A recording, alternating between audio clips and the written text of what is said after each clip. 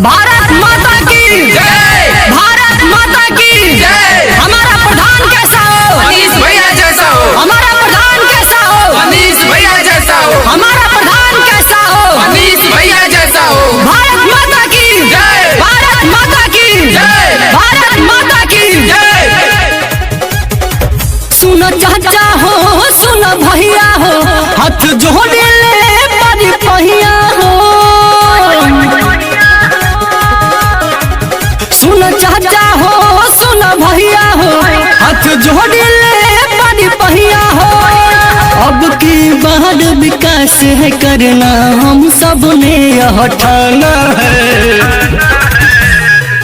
भारी मतों से विजयी बनाना है, मनीष भैया को जिताना है। भारी मतों से विजयी बनाना है, मनीष भैया को जिताना है।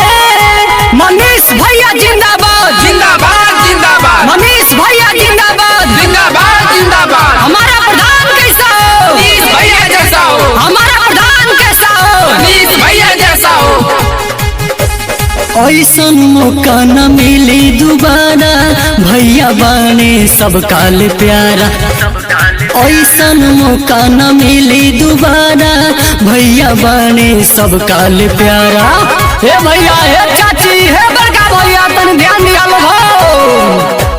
बन के गरीबों का आए मसीहा, चोरी बेमानी मिटाना है। बन के गरीबों का आए मसीहा, चोरी बेमानी मिटाना है।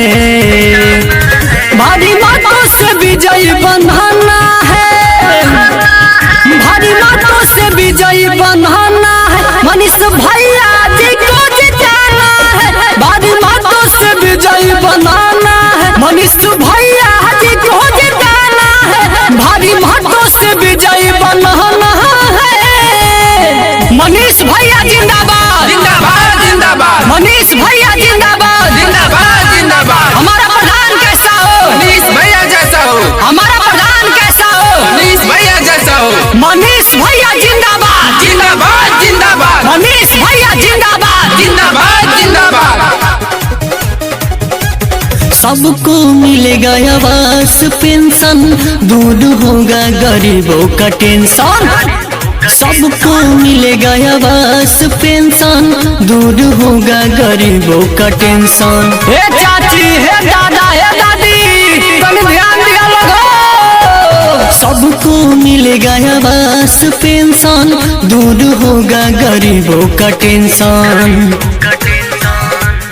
अनिल सोनू राकेश विनोद भी तो हाथ बटाएंगे। भारी मतों से विजयी बना